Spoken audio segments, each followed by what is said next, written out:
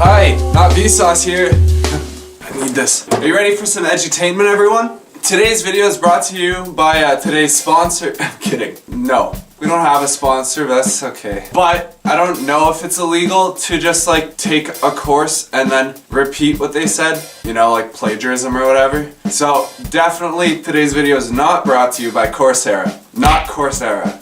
I didn't learn this there. So, not Coursera offers courses on a bunch of different things, but it's not today's sponsor, so I won't get into it. But one of the ones that they offer is an introduction to music production. It rhymes. So it's a 7-week program, and I did it yesterday afternoon. It still counts. And lucky for you guys, I made notes. So you guys don't even need to go to not Coursera, because you have me. Okay, so I'm going to break down this video into 6 different parts, exploring different things that I learned yesterday, and now you can learn too.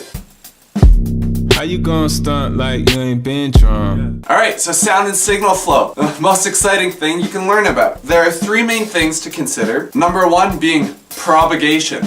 Say it with me.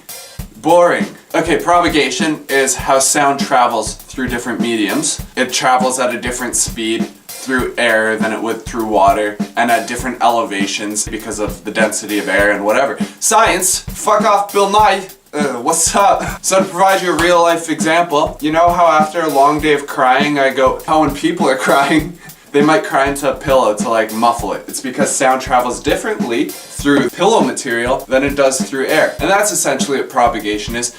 I don't cry into pillows. Amplitude. It can be compared to loudness, but it's not the same thing. Different people can perceive different amplitudes at different like levels of loudness. Another real life example, when I'm not crying, but if someone's crying, at first you might perceive it as loud, but after it's been 10 hours, it'll kind of fade into the background. But in terms of amplitude, it'll probably be at the same volume throughout. You know, I might scream. And last, frequency. Pitch to frequency is like loudness to amplitude. Most instruments make noise at multiple frequencies. The only time there's a single frequency is in a sine wave.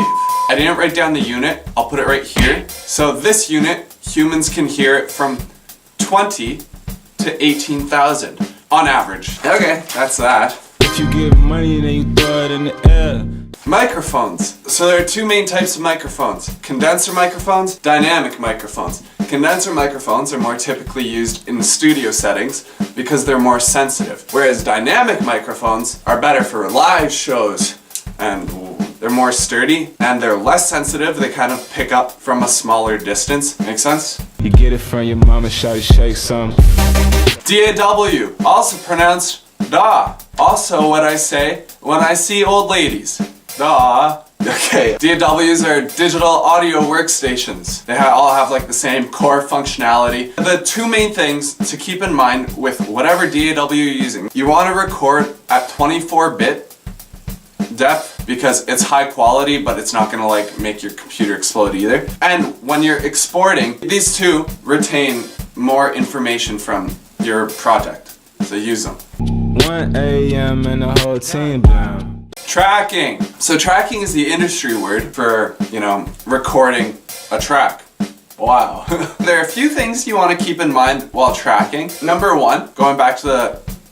Nope, this is new. While tracking, you're usually gonna have the option to either track in mono or stereo. And for almost everything, you're gonna wanna just use mono. Mono means it's being input by one microphone. If you accidentally put stereo, it's just gonna put all your audio in the left speaker. And that's not good. And then it's hard to like balance it again. So you just wanna use mono. But unless you specifically know that you wanna do stereo, don't. Also, so typically you want to make sure you get a good take rather than trying to fix it later, and ideally get multiple takes, because there's this term called comping, which means mix several takes together to get the best take possible. So if you're talking to your producer friend, say comping, they'll be like, what?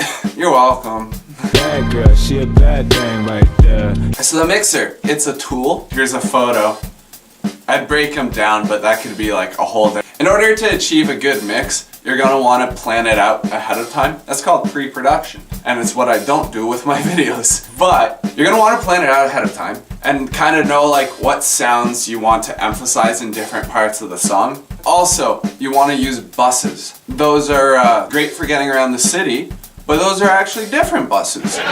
These buses mean link different tracks into like one other track and apply the effects to that track and then to all of them like that. Did you get it?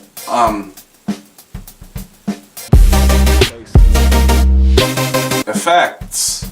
So there are three main types of effects: dynamic, delay, and filter. And I'll tell you what those are in 1 second.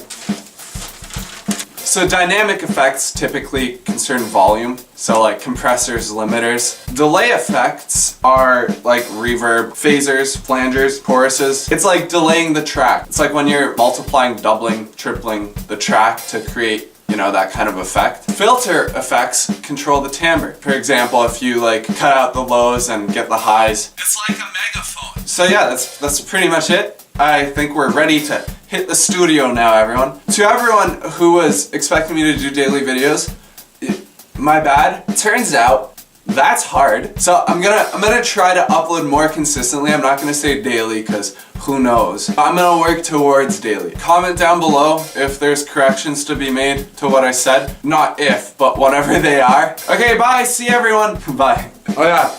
Also, not Coursera always offers certificates that you can purchase after completing their course. So for completing this video, you can have this certificate. They charge like $69, but this one's free. So, you know, show it to your employer or your parents, whoever you want to be disappointed in you. Okay, bye-bye.